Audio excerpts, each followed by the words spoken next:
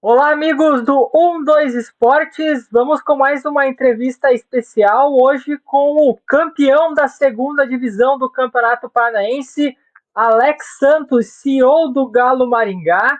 Ele que também disputou duas Copas do Mundo com a seleção japonesa. Vamos contar um pouquinho a história dele e também o trabalho dele no Galo Maringá. Alex, muito obrigado por atender o 12 Esportes.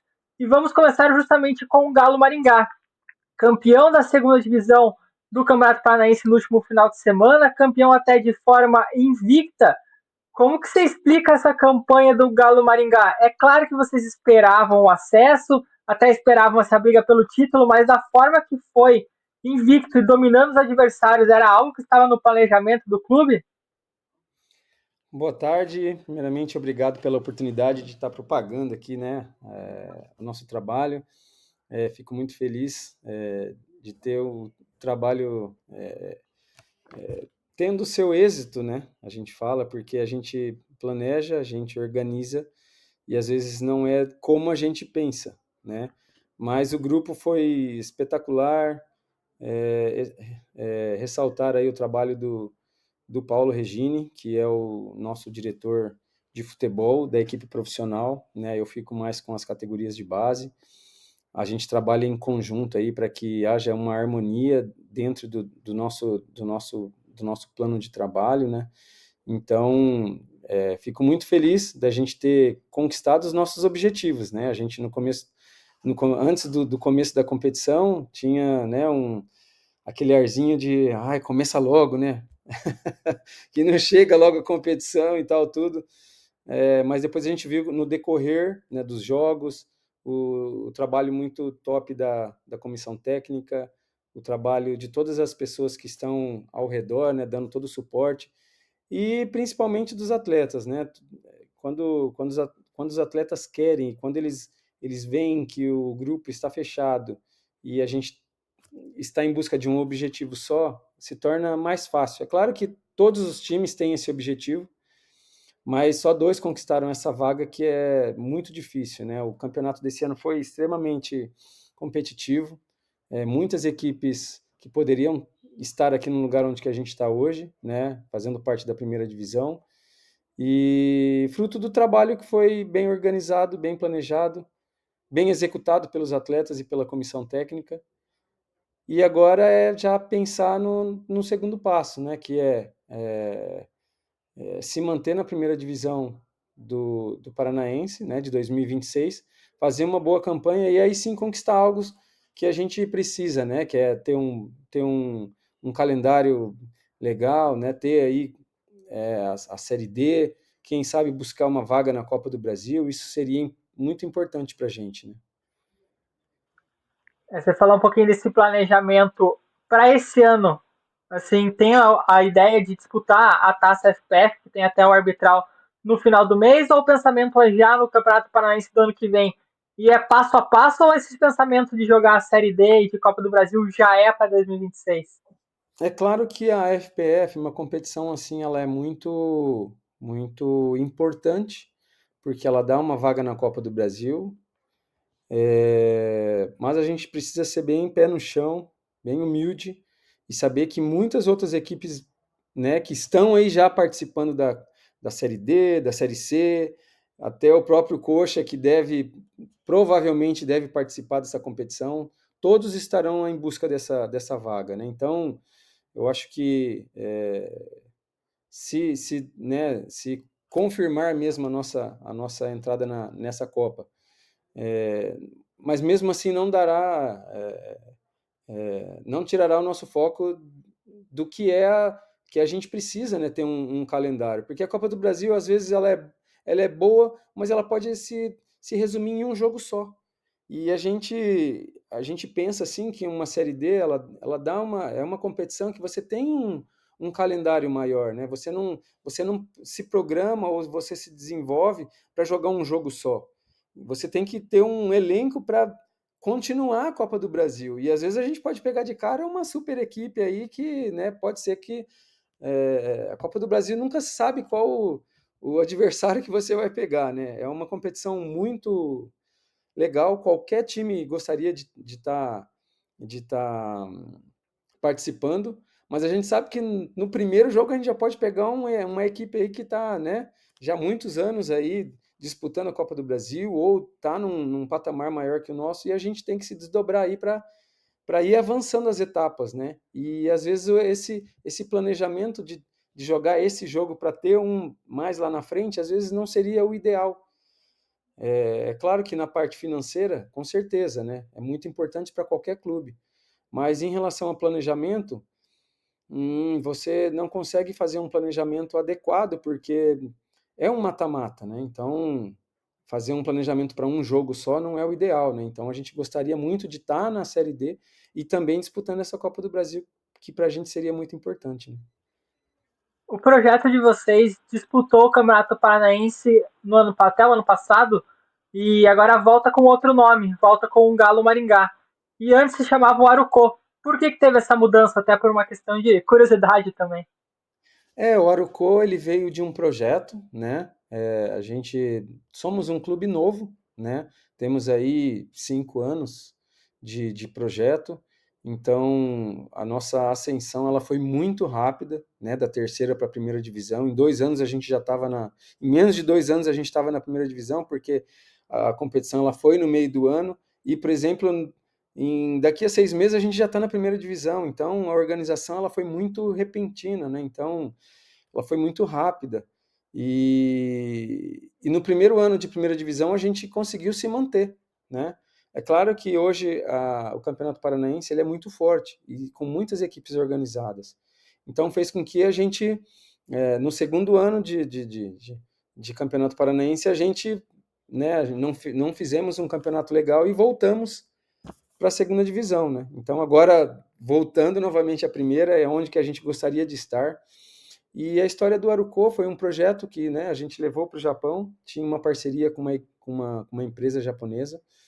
A gente teve aí 2 anos e meio, né, de parceria, e essa parceria ela mudou de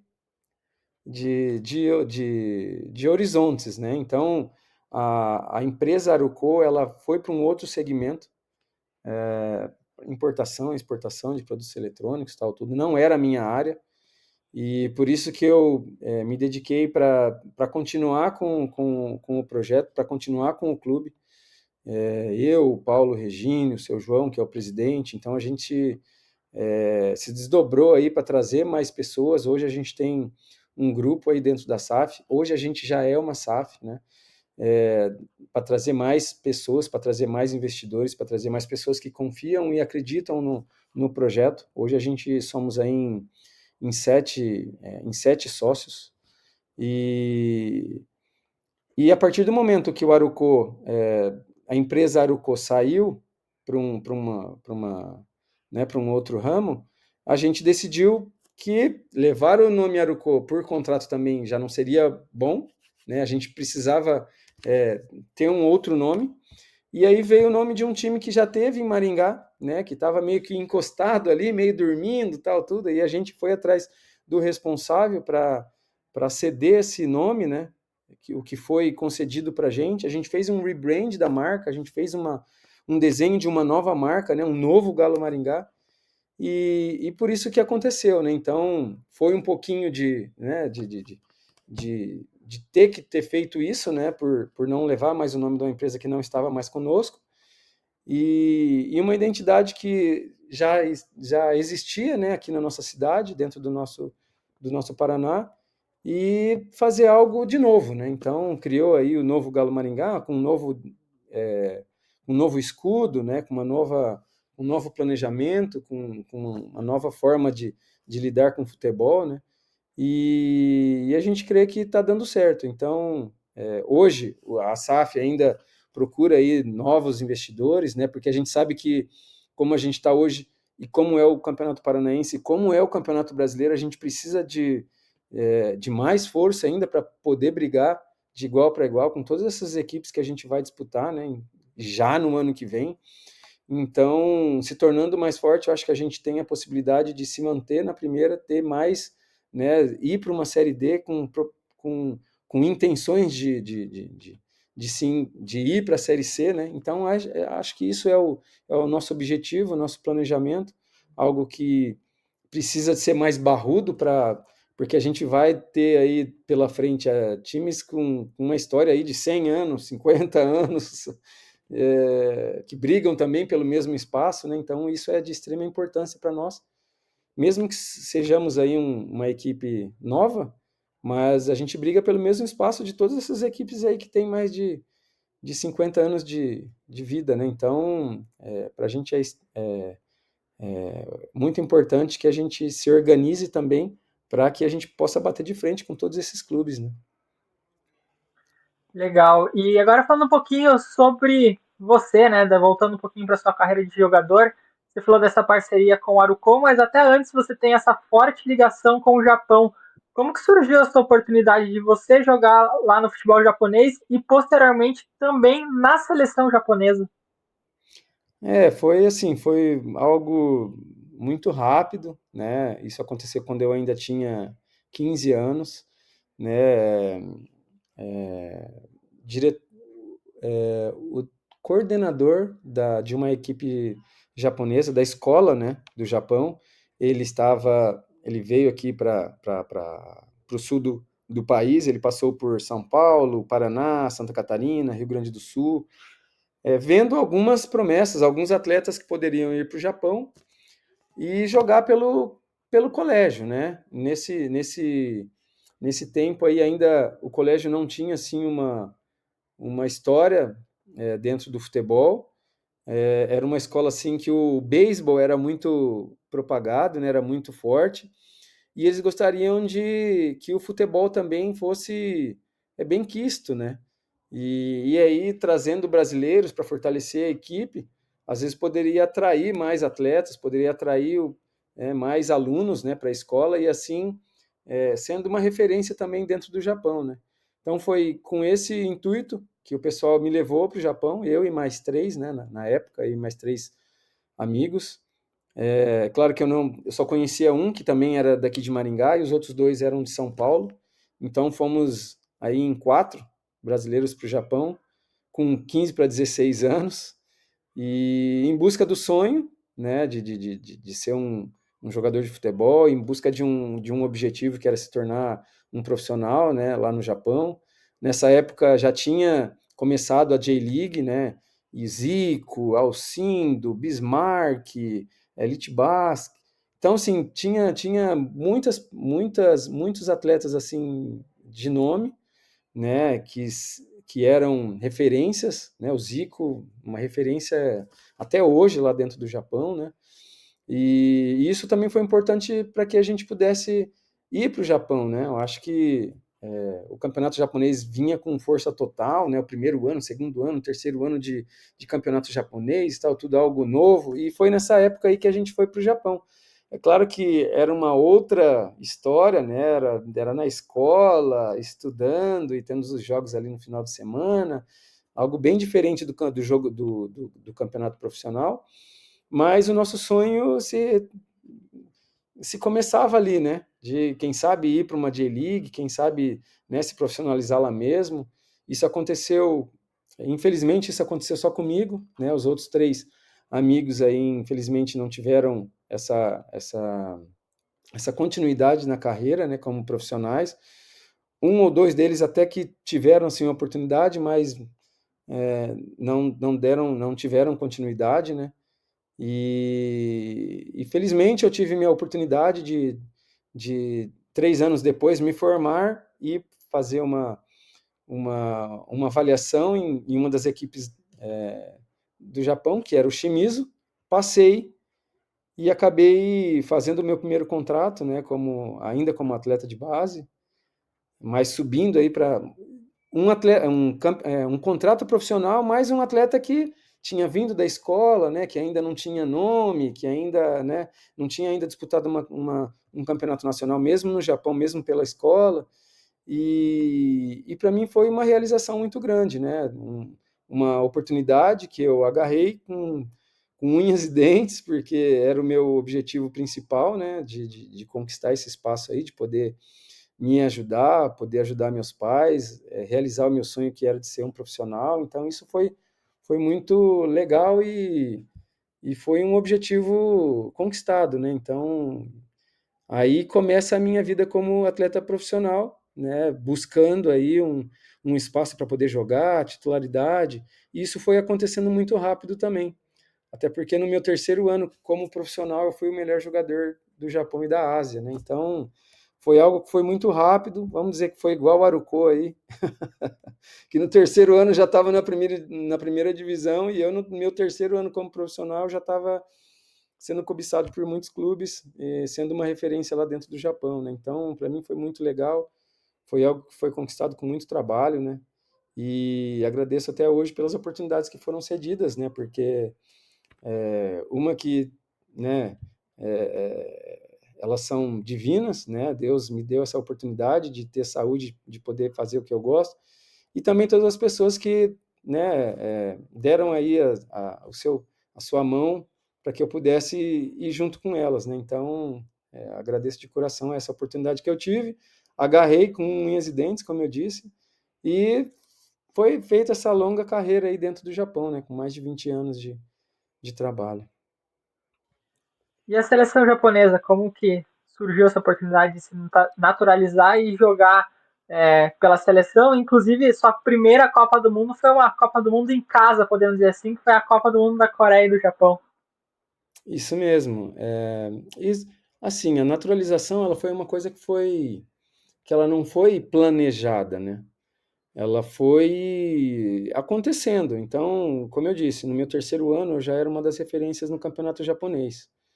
E eu só fui me naturalizar em 2001, depois de 7 anos de Japão. Então, assim, o intuito naquele momento, né, depois de 7 anos de Japão, que eu já estava já familiarizado, já tinha minha namoradinha, já tinha meus amigos no clube, já sabia falar, já estava muito familiarizado com a comida, com a cultura japonesa. Então, caramba, é o lugar que eu quero ficar, eu gostaria de ficar mais tempo e tal, tudo, né? Ainda novinho, 21 para 22 anos. Então, isso aconteceu assim muito rápido e as minhas amizades já eram mais lá no Japão do que aqui. Então, essa naturalização ela foi uma coisa muito, como que eu posso dizer, automática, assim, né? Com o tempo foi acontecendo, eu, no começo, caramba, que Japão, meu, nossa, não comia nada, não falava nada e tal, tudo, era só mais reclamação do que... E a partir do momento que eu comecei a acostumar, a poder falar, a, né, ter amizades, a ver o Japão com outros olhos, eu, né, vi que era o lugar assim onde que eles estavam me ajudando mais do que eu me ajudando, né? Então, foi muito legal. Em 2001, eu fiz 2000 para 2001, eu fiz a documentação de naturalização no Japão. Essa documentação ela demorou mais de um ano e meio. Foi muito difícil, que eu falava, caramba, será que eu não vou, que eles não vão me dar, né, essa naturalização? E era bem difícil. Teve muitos casos assim de que a naturalização não foi cedida, inclusive para outros atletas brasileiros, assim. Mas a escola e por poder falar e por, né, poder me transmitir as coisas que eu sentia, eu acho que foi muito importante, porque eu já era fluente no japonês na época, tive que, né, nas entrevistas, eu já dava entrevistas em japonês, e isso acho que me ajudou bastante. Então fez com que eu criasse uma identidade com o povo japonês, assim, muito legal. O pessoal, creio, né, que gosta muito de mim. Eles falam que eles que criaram o Alex Santos, porque o Alex Santos, naquela época no Brasil, não era ninguém, né? Era um menininho que saiu de Maringá, de uma equipe pequena, que foi para o país do Sol Nascente com 15 anos de idade, e ninguém me conhecia, né? Então, eles falam que eles que, né, me deram a oportunidade, me criaram como atleta, como pessoa, né? Porque com 15 anos, como você é um moleque, né? E não tem muitas obrigações, né? E aí, com 19 anos, já quando eu me profissionalizo, eu já tenho as minhas responsabilidades, né? Eu já tenho meu contrato profissional, então foi algo que foi tudo feito dentro do Japão, né? Então, desde a época da escola, jogando em campo de terra, tal, tudo até a 98, 97, 98, aí começando na J-League, então foi uma história muito legal que foi construída dentro do Japão. Então eles me veem aí como um atleta que foi feito dentro do Japão, né? Então acho que essa identidade com o Japão ela foi muito legal, foi muito boa, verdadeira, né? Tenho um carinho muito grande com o povo japonês. Todo ano volto para fazer as escolinhas de futebol com crianças, enfim. É, isso me deixa muito feliz de não ser esquecido, né?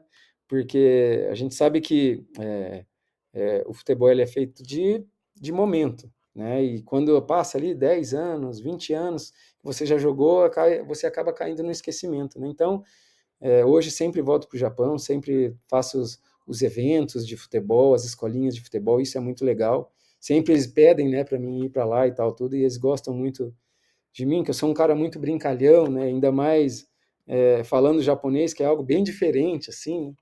Então, é uma identidade muito legal que eu guardo com muito carinho, pretendo guardar até o final da minha vida, e sempre podendo é, retribuir ao Japão, né? Então, hoje, aqui no Galo Maringá também tem atletas japoneses que vêm de intercâmbio, hoje eles estudam aqui na cidade, hoje eles jogam pelas categorias de base, e a gente dá todo esse suporte para eles, né? O suporte que eu recebi lá atrás, hoje eu posso dar para eles aqui no Brasil, então isso também é muito importante. E assim, é como se fosse que eu tivesse dentro de uma família, né? Tipo o pai e a mãe. Então, meu pai é o Japão e minha mãe que me pariu é o Brasil. Então, é muito legal isso, né? E não tem como escolher, né? Qual dos dois é o melhor e qual que eu poderia ficar, né? Sempre estou com o pai e minha mãe ali junto e que vai para sempre, né?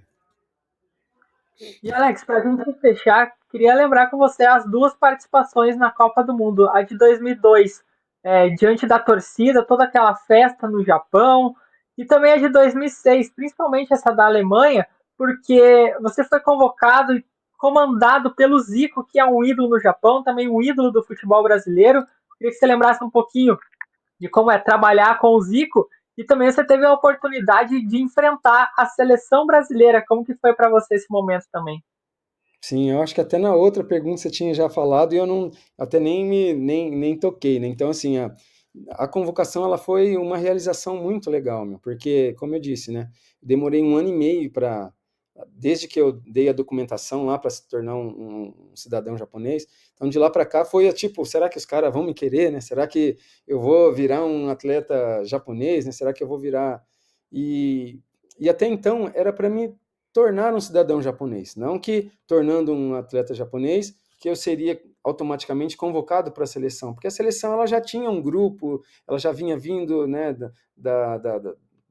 das competições, né, de eliminatórias asiáticas e tudo, né, então o meu momento era me tornar um cidadão japonês e dali para frente brigar pelo meu espaço, né, como um cidadão japonês, né? Então isso lá na frente veio em 2002, no ano da Copa, foi a minha primeira convocação, acho que foi até em dezembro de 2001, minha primeira convocação, aí a gente a convocação era para janeiro de 2022, que era o ano da Copa, e aí eu falei, nossa senhora, eu vou em busca dessa vaguinha aí, né? Então foi muito legal, uma que foi no Japão, né? O país sede, então, o Japão, nossa, se uniu porque foi algo muito legal, algo que marcou, assim, né, na trajetória do futebol japonês, né, de ter a Copa lá no Japão e o Japão ter passado para a segunda fase, né, ter classificado e ter passado para a segunda fase.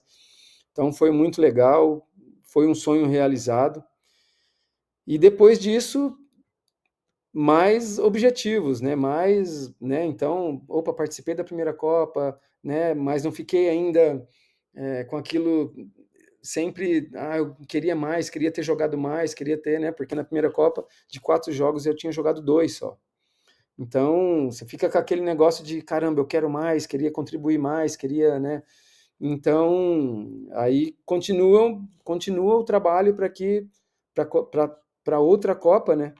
fosse ainda mais forte, fosse ainda mais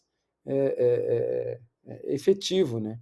E aí, quando eu soube que o técnico seria o Zico, nossa senhora, eu, né, flamenguista ainda, né, já tinha visto o Zico jogar quando era criança e era um dos meus ídolos, então, a partir do momento que você está numa seleção e você, né, quer jogar mais uma Copa do Mundo, quer ser um atleta que toda vez seja convocado, e ainda mais sendo pelo Zico, rapaz do céu, não tem nem o que explicar e assim a felicidade que era, né? Então foi uma realização dupla, né, de ser chamado pela seleção e também ser convocado pelo Zico e estar trabalhando à frente de um ídolo, né, meu, que eu tinha desde criança. Então foi muito legal e a Copa, ainda mais numa Copa do Mundo, e depois veio, né, a o sorteio e a gente cai no mesmo grupo que o Brasil, né? A gente já tinha jogado com o Brasil na Copa das Confederações, 2 anos antes, que acho que foi na França, e a gente tinha empatado com o Brasil em 2-2. E só que a Copa do Mundo é algo diferente, né? Então é algo que foi muito legal. A gente não via a hora de jogar contra o Brasil, mesmo tendo os 2 primeiros jogos ali contra outra equipe, né? A gente fez um bom jogo contra a Austrália, mas acabou cedendo ali a virada. Depois a gente fez um bom jogo contra a Croácia e a gente apostou todas as nossas fichas contra o Brasil, né? Onde a gente tinha que ter ganhado da Austrália para poder jogar bem contra o Brasil, né? E aí a gente teve que ir para cima da seleção. E aí foi aquele problema, né? Porque quando você dá espaço para a seleção brasileira, aí é Ronaldinho de um lado, Ronaldo do outro, Robinho de um lado, Kaká do outro. E aí é muito complicado, né? Então era uma equipe muito forte do Brasil, inclusive sempre foi, né? A gente jogou aí 2 vezes contra a seleção brasileira, nunca conseguimos ganhar, um empate e uma derrota, pelo menos quando eu joguei. Mas é uma equipe que você sabe que se você, qualquer momento ali que você estiver desatento, você pode tomar um gol de uma jogada individual, de uma bola parada, enfim. Mas foi uma realização, uma experiência muito legal para mim, muito importante, marcou toda a minha vida e agora toda essa experiência que eu tive, né, tento passar para os atletas, passar para todas essas pessoas que sonham em um dia ser um atleta profissional, né, e jogar profissionalmente. Então, foi muito legal para mim e agradeço ao Japão, a todas as pessoas que fizeram parte da minha formação, né, que me ajudaram bastante a eu conseguir tudo isso, né. Então, é uma realização.